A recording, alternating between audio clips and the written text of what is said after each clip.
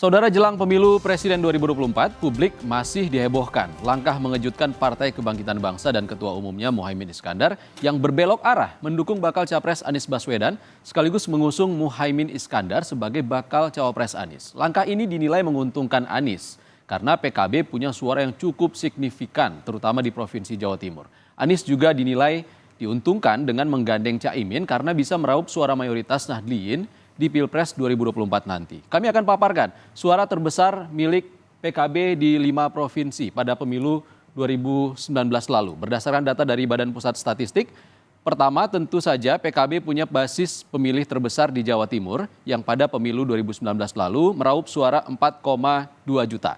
Provinsi kedua yang menjadi basis pemilih PKB yakni Jawa Tengah. Di Jawa Tengah, PKB meraup suara sebanyak 2,7 juta. Selanjutnya disusul Jawa Barat dengan 1,9 juta suara, lalu Banten 447.805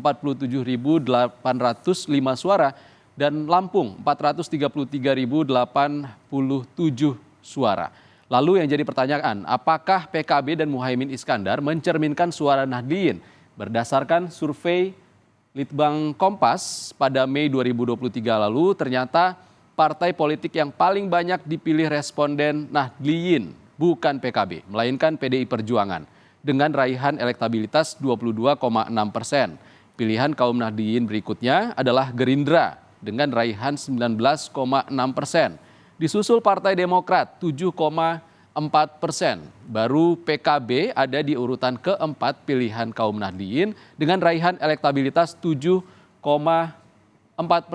Di urutan kelima ada Partai Golkar yang jadi pilihan Nahdliyin dengan raihan 7,1%.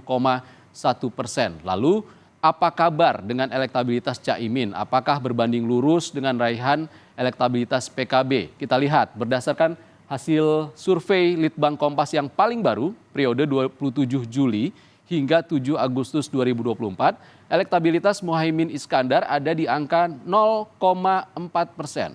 Hasil ini bahkan jauh dibandingkan elektabilitas tokoh-tokoh lain yang digadang-gadang akan jadi bakal calon wakil presiden seperti Ridwan Kamil, Erick Thohir, Sandiaga Uno, bahkan Agus Harimurti Yudhoyono.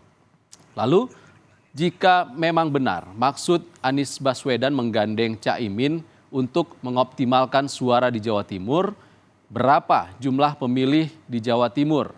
Berdasarkan data dari Daftar Pemilih Tetap Pemilu 2024 yang dirilis Komisi Pemilihan Umum beberapa waktu yang lalu, Provinsi Jawa Timur punya jumlah pemilih sebanyak 31.402.838 orang.